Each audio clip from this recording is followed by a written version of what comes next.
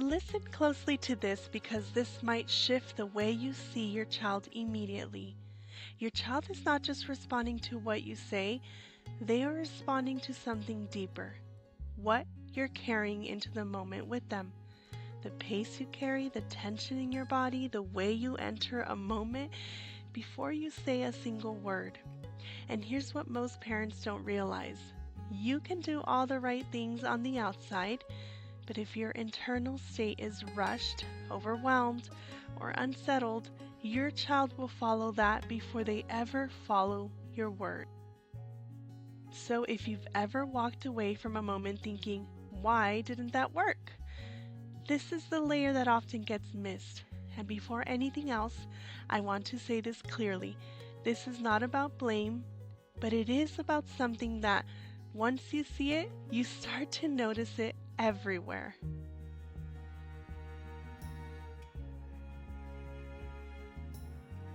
Hey friend, I'm the Nurture Navigator, a child development professional and behavior specialist, and this is Little Feet Big Guidance.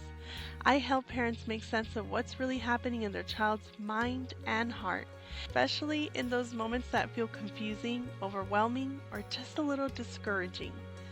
I've spent years walking alongside young children and families, in homes, in everyday routines, and in the real, unfiltered moments where childhood actually unfolds. And what I've learned through that work is this. The small, unseen parts of parenting, the tone, the pace, the feeling in a moment, those are often the parts shaping children the most. What I share here is grounded in research on how children develop, shaped by real-life experience, and guided by a foundation of faith and love.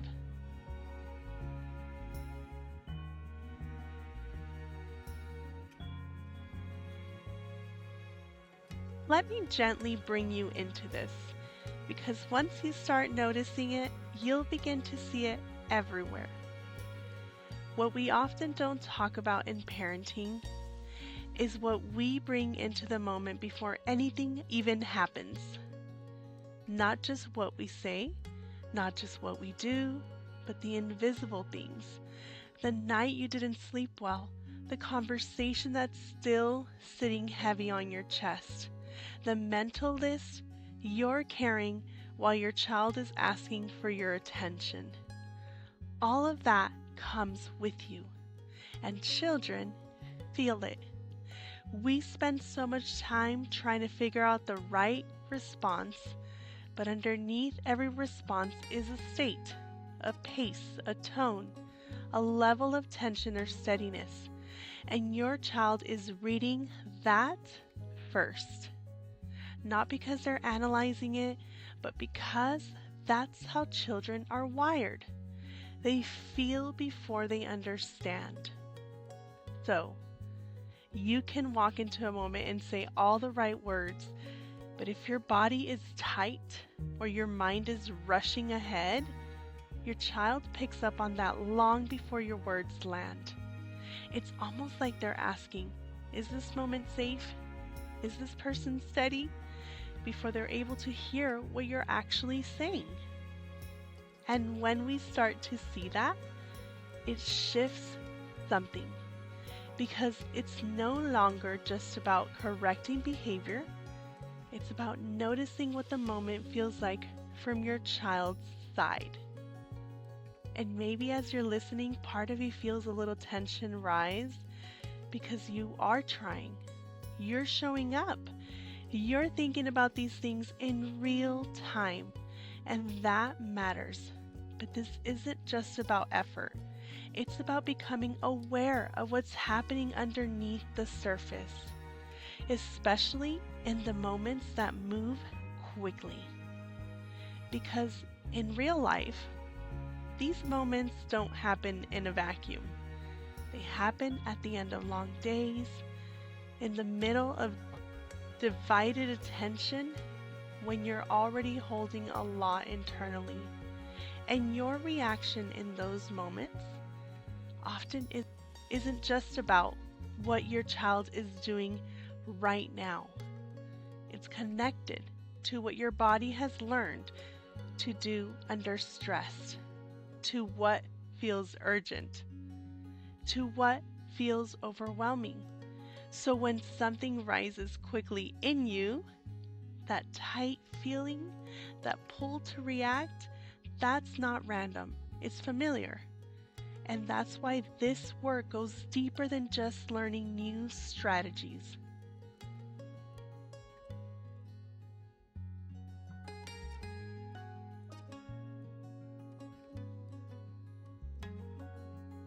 And this is where it all starts to connect with what we know about the brain.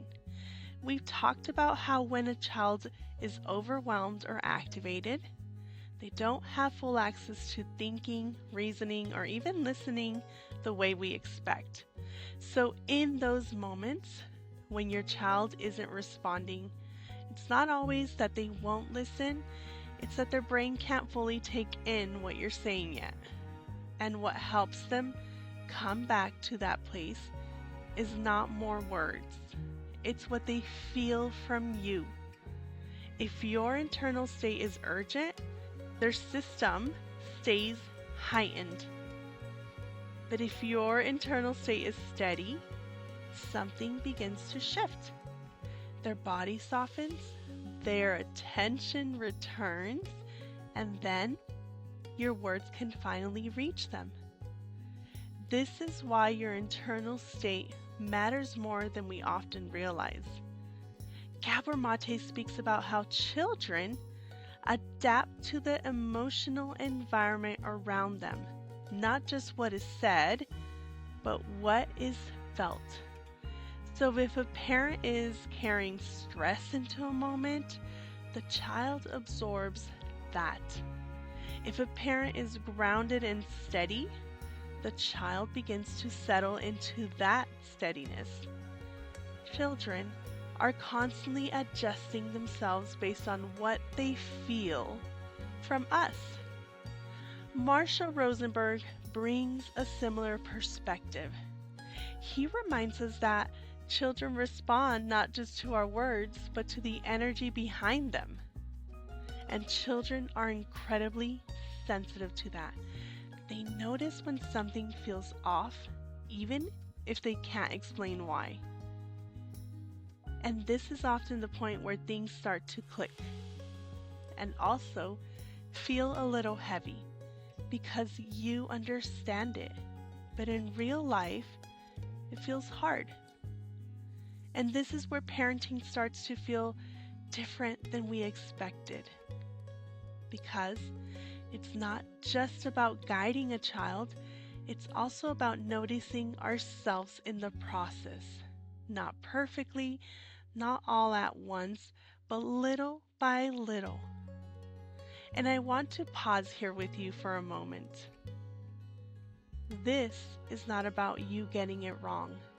This is a pattern your body has learned. And patterns can be changed, but they take awareness and practice. We often try to change our child's behavior without noticing what they are experiencing from us. And I know that can feel like a lot to hold, but it's also where the power is, because this is the part that can shift.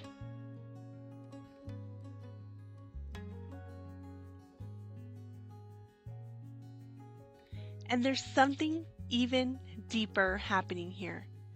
Long before your child understands right and wrong in words, they are learning what is steady, what is safe, what can be trusted. And they're not learning that through instruction.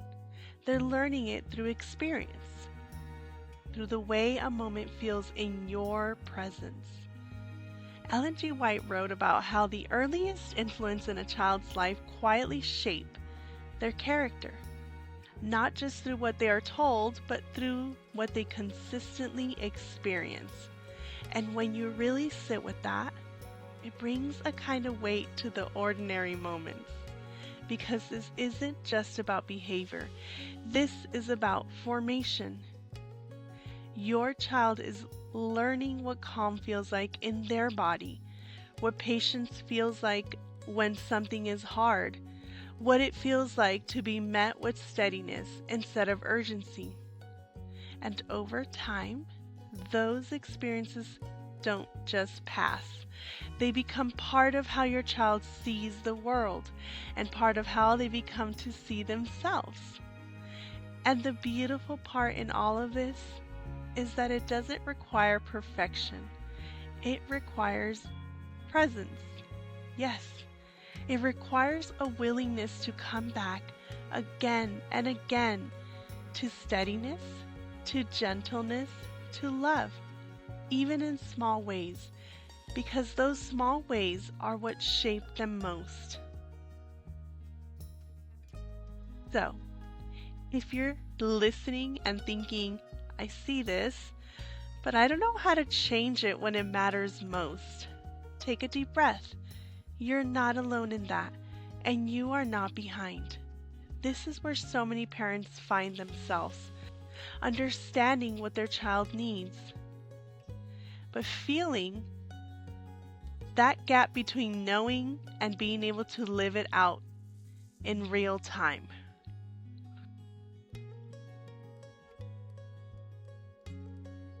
So if you're listening and thinking, I see this, but I don't know how to change it when it matters most, take a deep breath.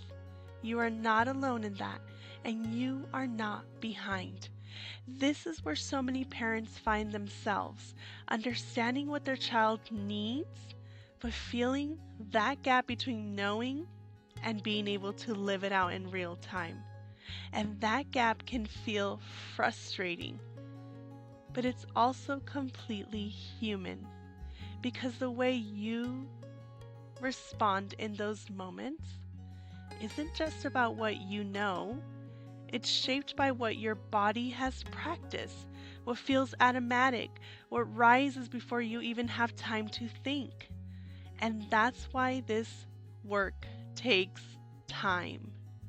Not because you're doing it wrong, but because you're learning something new at a deeper level. And I've seen this again and again. When a parent begins to shift, even slightly, when they slow down just a little, when they soften their tone, when they bring just a little bit more steadiness into the moment, their child responds. Not perfectly, not instantly, but noticeably, because what the child is feeling has changed. And that's where real change begins. Not in getting everything right, but in showing up just a little differently than before.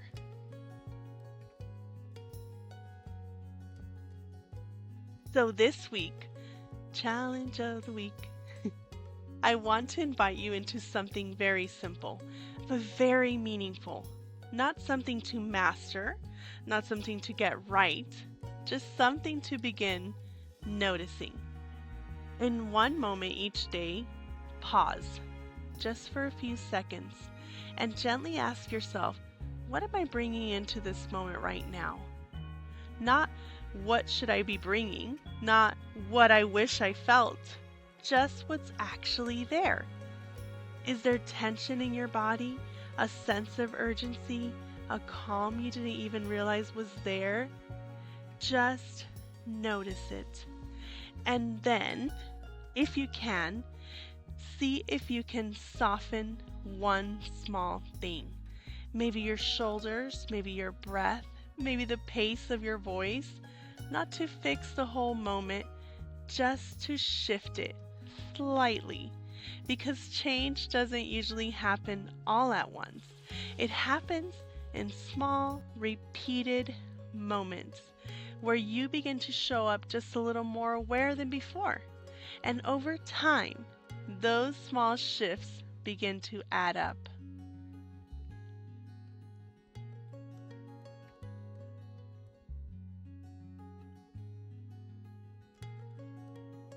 And as we close this season, I want to leave you with something honest.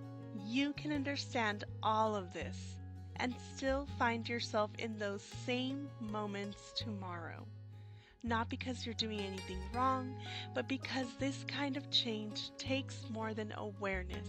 It takes space. It takes support. It takes slowing things down enough to actually practice something different. And that's a kind of work that's hard to do alone. So if something in you has been stirring as you've listened this season, if you found yourself thinking, this is exactly where I get stuck, there's a next step for you. For a limited time, I'm offering a free 15-minute session tailored specifically to your child. A space where we can look at what's been feeling hard and begin to make sense of it together. And I'm also preparing a one-day in-person experience where we'll step out of the rush of everyday life and begin building this kind of steadiness in a much more supported, intentional way. If either of those feel like something you're ready for, you can fill out the form in the show notes or let me know in the comments, and I'll make sure you get the details. But for now, just stay with this. Your child isn't only learning from what you say, they're learning from what it feels like to be with you. And that's something that can shift one moment at a time.